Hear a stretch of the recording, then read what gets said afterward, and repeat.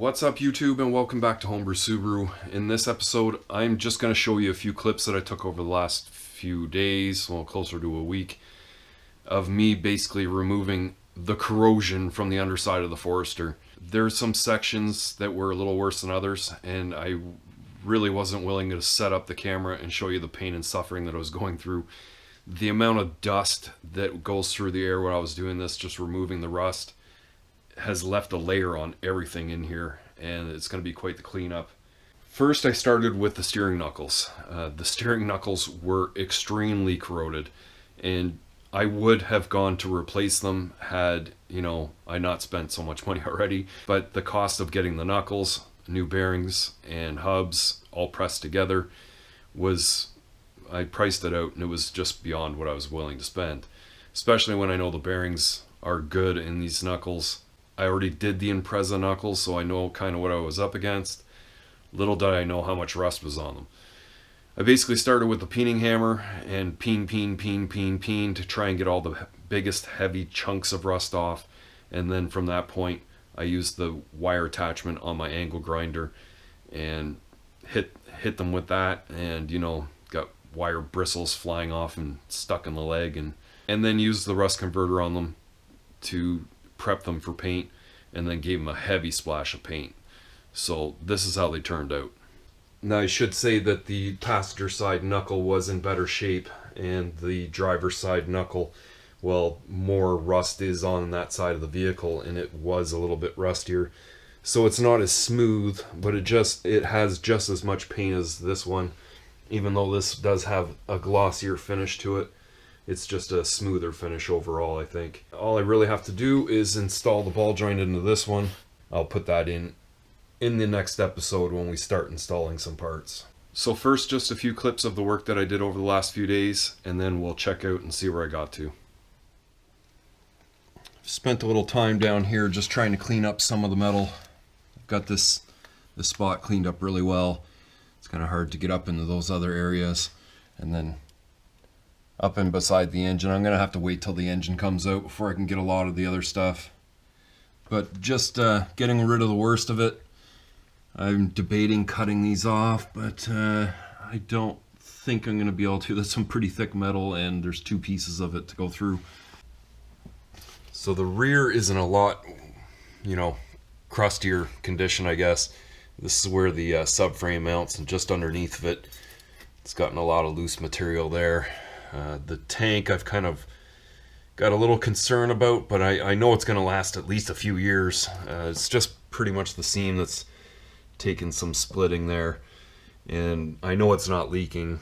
It's quite a big job to get it out. The subframe will have to come down, and the diff will have to come out, and it's just not something I'm willing to get into now, so it's going to stay.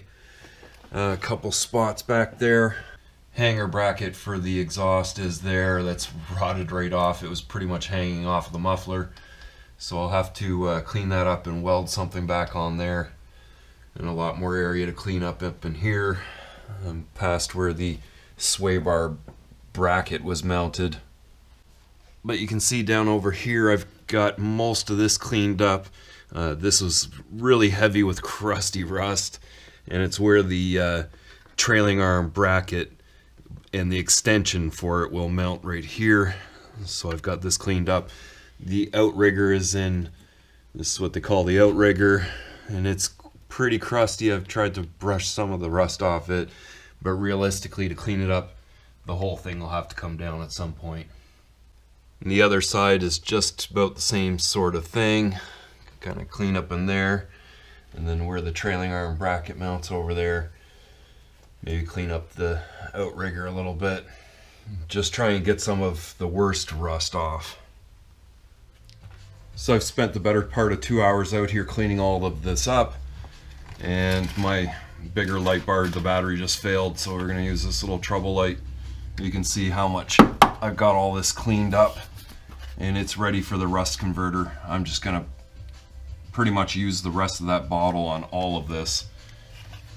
Cleaned up that spot right there where the bracket was for the exhaust hanger, and I'll just weld a plate on there and then have the new hanger kind of come off of that. I've got all the other side done as well. It's kind of hard to get up in that area up in there with the brake lines. The brake lines are actually in really good shape. I'm not going to have to touch them for now. I just got the wheel wells to clean up and clean up those strut tower mounting points. And then literally after all these four corners are all cleaned up, I'll just come back and hit everything with that rubberized undercoating. So the following day, kind of let this stuff sit overnight. You can see what kind of job it does, whatever it does.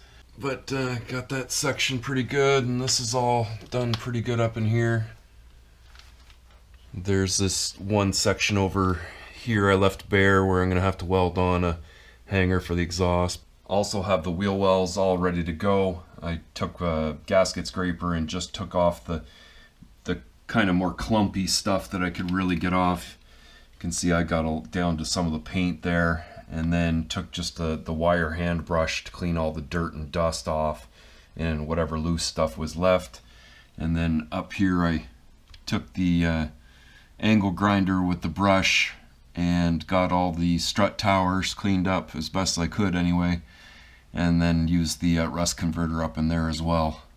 And here's a look at the front. Same idea, I just took the gasket scraper and the hand wire brush to loosen up everything. You can see I get down to a lot of the actual paint there, and a lot of this coating is really stuck on. I mean, I'm not going to take the time to grind it all off. I just coat over top of it. And then I got the strut tower cleaned up pretty good there, and the rust converter on it as well. So I'm ready to start splashing these with the rubberized undercoating. I'm going to give all of this and the rear section, and then down along the bottom of the other side of the front, and come back out and have a look at it, see what it looks like. And you can see the coverage is just amazing with that stuff. I really like using it. I've put this on the Nissan like 5 years ago in the same area in the wheel well here, and it's still holding on, no problem. And here's the rear. With this bright light I can see got a little spot right there, and I might hit that with a little bit more. But got that strut tower, really nice. Now this lower rad support, I'm not exactly sure what I'm doing with yet, so I just ended up painting it. I think there's going to be a skid plate going on at some point, and I don't know what kind of bumper modification I'm going to end up doing eventually. But I got that section up in there pretty decent. That whole tower piece is all done. I ended up doing the same over on this side.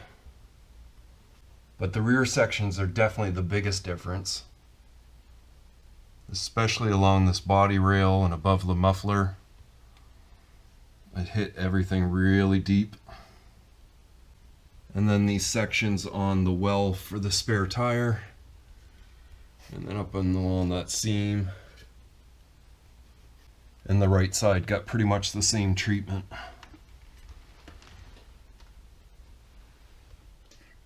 So to be perfectly honest, I've already filmed this outro a countless amount of times. I just can't seem to get through it the way that I want. I finished this edit a few days ago, and it's just not ending the way that I like it to. I had a few shitty days at work. Today was another shitty day, and it really puts off my mood for being on camera. But I'm at the point where I have to make this outro video because I'm ready to move on to the next video, and the weekend's here, so I should be a little bit more cheerful, I think. Now there's plenty of other shit that I was going to talk about, but I'm not going to fucking do it now. I just don't feel like doing it. And there is fucking shit everywhere. So if you like this video, definitely give it a thumbs up. And if you're new here and you haven't already, please consider hitting that subscribe button for me. Leave your questions and comments further down below. And I will see you in the next one.